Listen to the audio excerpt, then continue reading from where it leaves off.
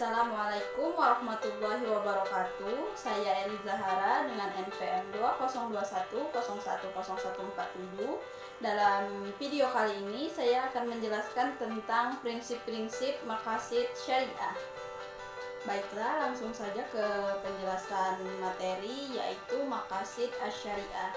Secara bahasa, maqasid asy-syariah terdiri dari dua kata, yaitu maqasid yang artinya kesengajaan atau tujuan, dan syariah artinya jalan menuju sumber air.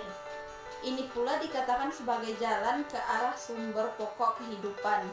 Adapun tujuan dari maqasid adalah untuk kemaslahatan manusia. Kemaslahatan dapat terrealisasikan dengan baik jika 5 pokok dapat diwujudkan dan dipelihara, yaitu yang pertama ada agama, yang kedua jiwa, yang ketiga ada keturunan, yang keempat ada akal, dan yang terakhir adalah harta. Selanjutnya adalah tujuan syar'.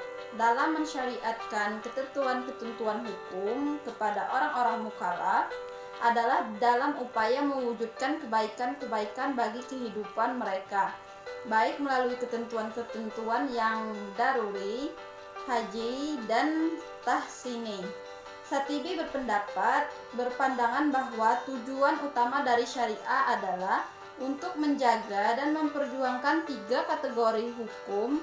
Tujuan dari 3 kategori hukum tersebut adalah untuk memastikan bahwa kemaslahatan kaum muslimin baik di dunia maupun di akhirat terwujud dengan cara yang terbaik, karena Tuhan berbuat demi kebaikan hambanya. Kemaslahatan yang ingin diselesaikan adalah memiliki syarat sebagai berikut.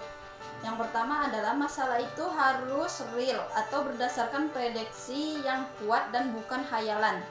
Yang kedua, maslahat yang ingin diwujudkan harus benar-benar dapat diterima akal.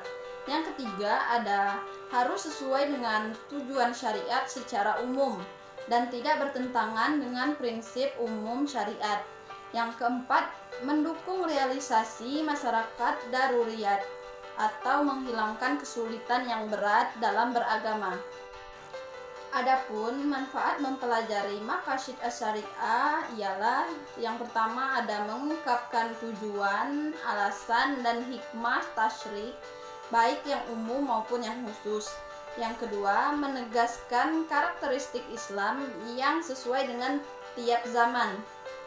Yang ketiga, membantu ulama berijtihad dalam bingkai tujuan syariat Islam. Dan yang terakhir adalah mempersempit perselisihan dan tasyhub di antara pengikut mazhab fikih.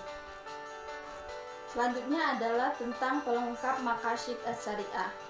Yang pertama ada pelengkap maqasid ad-daruriyat. Ketika Tuhan mensyariatkan sholat untuk menegakkan dan memelihara unsur agama, syar'i memerintahkan agar sholat itu dikumandangkan dengan azan sesudah masuk waktu dan dikerjakan dengan berjamaah sebagai kelengkapannya. Yang kedua ada pelengkap maqasid hajiyat. Tatkala syara' memberikan kemurahan kepada orang yang sedang dalam berpergian untuk mengqashar sholat atau disempurnakan kemurahan itu dengan diperbolehkannya menjamaknya. Dan yang ketiga, pelengkap maqasid tahsiniyat. Syar'i mewajibkan bersuci untuk menegakkan urusan tahsini. Kemudian kewajiban bersuci itu disempurnakan dengan aturan-aturan sunnah bagi bersuci. Tatkala syar'i mensunatkan menyembelih hewan kurban, disempurnakan perintah itu agar binatang yang dikurbankan dipilih dari binatang yang tidak cacat. Sebagaimana dijelaskan dengan berulang kali bahwa tujuan hukum perundang-undangan ialah untuk mewujudkan kemaslahatan dan menolak kemudaratan bagi manusia. Maksud tersebut dapat terwujud karena perintah dan kewajiban syariat dilaksanakan dengan sebaik-baiknya dan dijauhi segala larangannya, di mana pengetahuan dan pemahaman yang benar mengenai sebab-sebab perintah itu dikeluarkan menjadi pendukung utama untuk mentaati syariat. karena sebab-sebab syariat dikeluarkan selalu mengikuti status hukum musababnya. Artinya, jika status hukum musababnya adalah wajib, maka wajib pula hukum sebab yang terjadi perantaranya.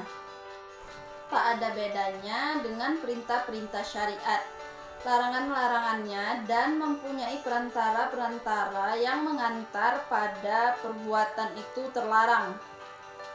Tidak logis apabila suatu perbuatan itu dilarang, sedang perantaranya diperbolehkan. Oleh karena itu, perantara atau wasilah dari suatu larangan yang kuat seharusnya lah mengikuti status hukum yang diperantarai, yakni terlarang juga. Berdasarkan ketentuan tersebut, muncullah dua kaidah yang penting, yaitu yang pertama, sesuatu yang menjadikan kewajiban sempurna karena wajib adanya. Dan yang kedua adalah menutup jalan menuju ke perbuatan yang terlarang. Demikianlah yang dapat saya sampaikan. Lebih kurangnya saya mohon maaf, kepada Allah saya mohon ampun. Wabillahi taufiq wal hidayah. Wassalamualaikum warahmatullahi wabarakatuh.